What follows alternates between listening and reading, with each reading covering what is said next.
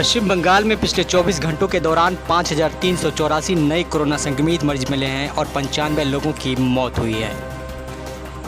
देश में corona virus संक्रमण के नए मामलों की संख्या आज लगातार दूसरे दिन 1 लाख से कम आई है।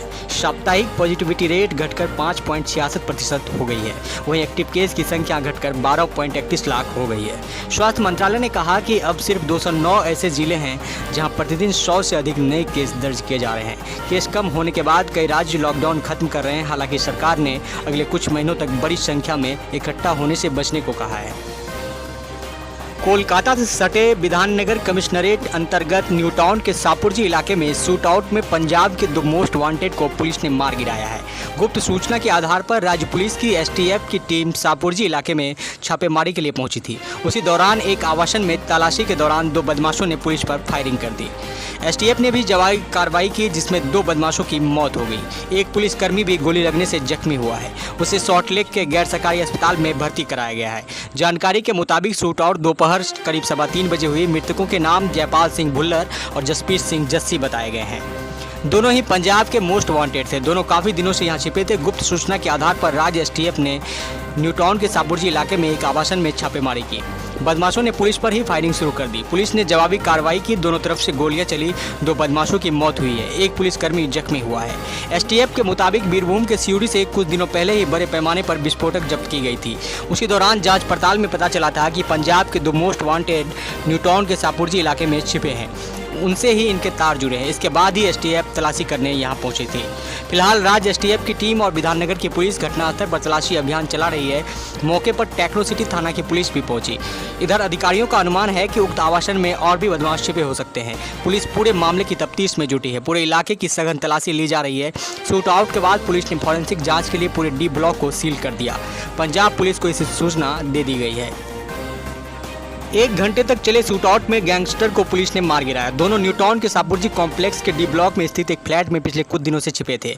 एसटीएफ के सूत्रों का कहना है कि कुछ दिन पहले बीरभूम के सिउड़ी में एक ट्रक से अत्याधुनिक हथियार बरामद हुए। उसी दौरान पंजाब के 2 मोस्ट वांटेड क्रिमिनल्स के कोलकाता में छिपे होने की जानकारी मिली थी।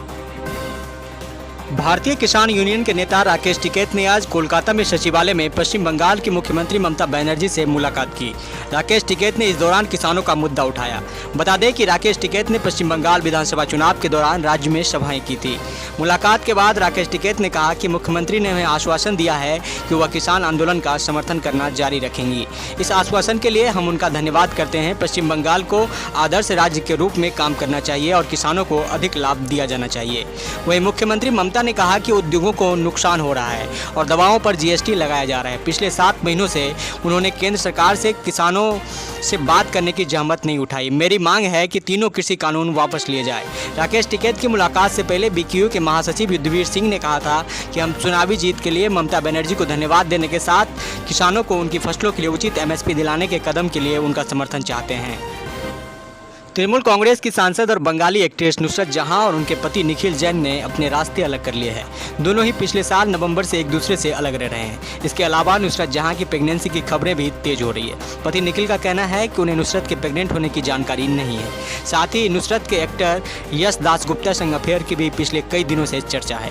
लोगों के मन में नुसरत की प्रेगनेंसी को लेकर सवाल खड़े हो रहे हैं। एक्ट्रेस के पति निखिल जैन ने रिश्तों में आई दरार और एक्ट्रेस द्वारा लगाए इल्जामों के बारे में खुलकर बात की है। मालूम हो कि एक्ट्रेस नुसरत जहां का कहना है कि तुर्की मैरिज एक्ट के तहत निखिल संग उनकी शादी अमान्य है। उनकी और निखिल की इंटरफेथ मैरिज यानी कि 2 धर्मों के लोगों के बीच हुई शादी, जिसे भारत में वैधानिक तौर पर मान्यता की जरूरत थी, लेकिन ऐसा नहीं हुआ था। कानूनी तौर पर दोनों की शादी मान्य नहीं है। वे दोनों लिव इन रिलेशनशिप में रह रहे थे, जिसके कारण बस तलाक का सवाल नहीं उठता। इस पर बातचीत में निखिल जैन ने कहा कि मेरे मुताबिक यह लीगल थी। उन्होंने जो भी कहा है मैं उस पर कोई भी कमेंट नहीं करना चाहता हूं। हमारा मुद्दा कोर्ट तक पहुंच गया है। मैं सिविल सूट फाइल कर रहा हूं। मैं तब तक इस मामले पर कोई कमेंट नहीं करूंगा जब तक मैटर कोर्ट में है। निखिल जैन ने कंफर्म करते हुए कहा कि हाँ, हम दोनों ने अपने रास्ते अलग कर लिए हैं और पिछले साल नवंबर से दोनों ही अलग रह रहे हैं। निखिल ने आगे कहा कि जो कोर्ट में मैंने सिविल सूट फाइल किया है वह मैटर को रद्द करने के लिए किया है, क्योंकि शादी तुर्की में हुई थी, ना कि आपसी सहमति से अलग होने या फिर तलाक के लिए किया है। वहीं बांग्ला फिल्म अभिनेत्री और टीएमसी सांसद नुसरत जहां ने अपने पति निखिल जैन से नाता तोड़ते हुए शादी को पूरी तरह से गैरकानूनी और अवैध करार दिया। आज खुद नुसरत जहां ने एक बयान जारी कर अपने पति निखिल जैन से अलग होने की घोषणा की। नुसरत ने इस बयान में निखिल का नाम लिए बिना ही उन पर फाइनेंशियल फ्रॉड के गंभीर आरोप लगाए हैं। गौरतलब है कि नुसरत जहां ने 1 साल पहले निखिल जैन के साथ शादी की थी। नुसरत जहां और निखिल जैन ने पिछले साल 19 जून को तुर्की के बोद्रम में शादी की थी और उनकी शादी काफ़ी सुर्खियों में रही थी। दोनों की शादी की कई तस्वीरें भी सोशल मीडिया पर खूब वायरल हुई थी। नुसरत जहां ने 10 पॉइंट का बयान जारी किया। पश्चिम बंगाल में चुनाव के बाद हिंसा सहित विभिन्न मुद्दों को लेकर बंगाल विधानसभा में प्रतिपक्ष के नेता शुभेंदु अधिकारी आज नई दिल्ली में पीएम नरेंद्र मोदी से उनके आवास पर मुलाकात की है। विधानसभा चुनाव के बाद पश्चिम बंगाल बीजेपी में चल रही अंदरूनी कलह के बीच यह मुलाकात काफ़ी महत्वपूर्ण मानी जा रही है।